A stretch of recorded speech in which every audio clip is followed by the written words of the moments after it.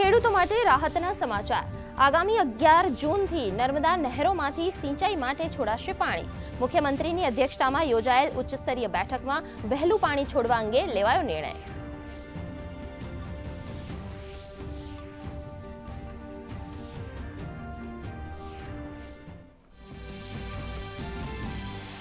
રાજ્યસભાની ચૂંટણી માટે ભાજપના 4 ઉમેદવારોના ફોર્મ માન્ય।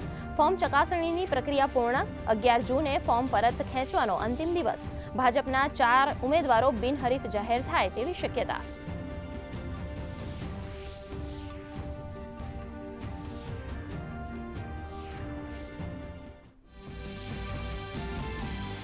અમદાવાદમાં ફૂડ પ્રોસેસિંગ પ્રદર્શની અને સંવાદનો મહાકુંભ।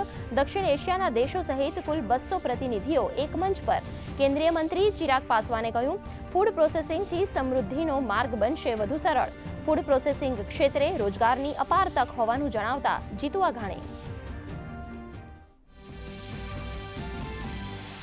અમદાવાદમાં શંકાસ્પદ ઘી સામે એએમસીના ફૂડ વિભાગની મોટી કાર્યવાહી। 3 સ્થળેથી 4850 કિલો શંકાસ્પદ ઘીનો જથ્થો કર્યો જપ્ત।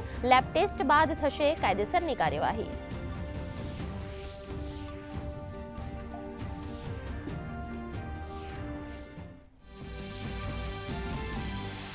એનડીએ સરકારે સત્તા સંભાળ્યાના 12 વર્ષ પૂર્ણ। 9 જૂન 2024ના રોજ ત્રીજી વાર પ્રધાનમંત્રી પદ સંભાળી નરેન્દ્ર મોદીએ રચ્યો ઇતિહાસ। પ્રધાનમંત્રીએ કહ્યું, છેલ્લા 12 વર્ષોમાં મહિલા, યુવાઓ અને ખેડૂતોને સશક્ત કરવા માટે થયા અનેક કાર્યો।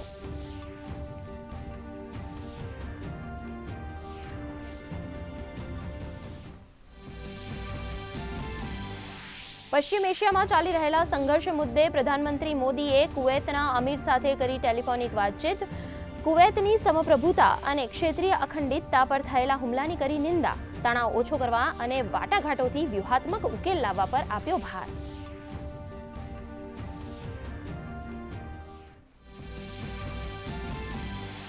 પશ્ચિમ એશિયા સંઘર્ષ વચ્ચે ખાડી ક્ષેત્રમાં જહાજ પર થયેલા હુમલામાં 24 ભારતીયોનો કરાયો સુરક્ષિત બચાવ। વિદેશ મંત્રાલયે પાકિસ્તાન અધિકૃત કાશ્મીરમાં પ્રદર્શનકારીઓ પરના હુમલાને વખોડ્યો। ભારત વિરુદ્ધ દુષ્પ્રચાર ફેલાવવાનો પાકિસ્તાન પર લગાવ્યો આરોપ।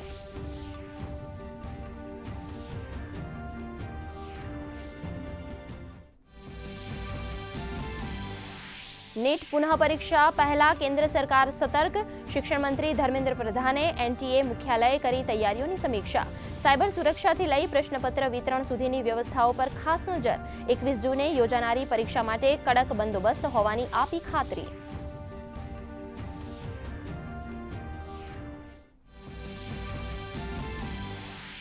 સરહદ પાર વેપાર અને મુસાફરોની અવરજવરને લગતી પ્રક્રિયા બનશે વધુ સરળ અને પારદર્શક। ગૃહમંત્રી અમિત શાહે ભૂમિપતન વ્યવસ્થાપન પ્રણાલીનું કર્યું લોકાર્પણ। અવૈધ ઘૂસણખોરી અને તસ્કરીને રોકવામાં મળશે મદદ।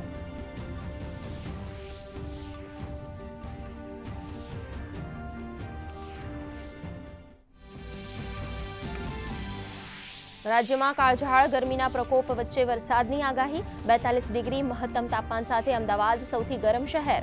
હવામાન વિભાગે નવસારી, વલસાડ, ડાંગમાં વરસાદની કરી આગાહી। 13 જૂનથી સૌરાષ્ટ્ર કચ્છમાં સામાન્ય વરસાદ રહેવાનું અનુમાન। રાજ્યમાં ચોમાસું આગળ વધવા સ્થિતિ અનુકૂળ।